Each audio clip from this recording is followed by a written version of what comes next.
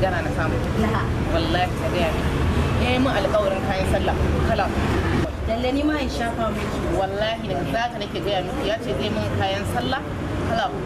gashi na ci masa akwai wani biki da zamu je an kone yace zai mun ba damuwa gashi na ci masa ina bukatar dubu yace kuma zai bani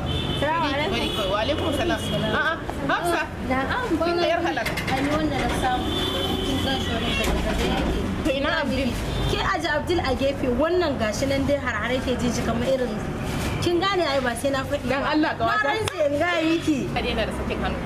gashi nan gara ne dan kauye ne amma in nace mishi ina son abu da gudu yake kawowa ki aje shi a matsayin ATM to ke zan kira mana na shigaran ma ki dai kwantar da hankalinki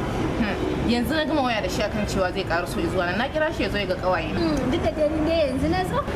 amma na ji magana da kuke akan garori ko ai ni ma ina nan da wani katon gara dan Allah ya rantsi da Allah kayan sallah na gabaki ɗaya da shi zai ba za a bari gabanin kashi wallahi bai samu na muci in ba ku labari hidima sallah na duk waya na ce ina sai ya canza min duk zai canza dan Allah kai ai wannan sallan kai me zaki da Mahmud ke ba a magana shi wannan ai a gefe ne shi wannan kin gane ai shi wancan a matsayin ATM ne garan ba a matsayin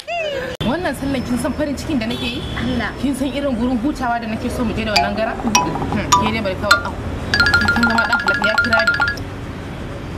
hello baby au ka ƙaru so ma lallai to shikenan gane nan zuwa yawa ka tsaya inda kake ina zuwa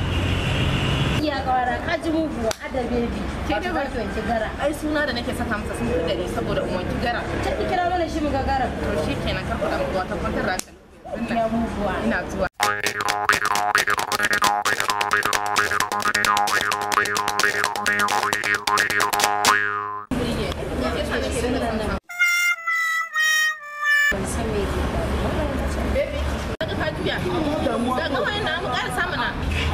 mu je waje kawai ina ganin wajen nan zai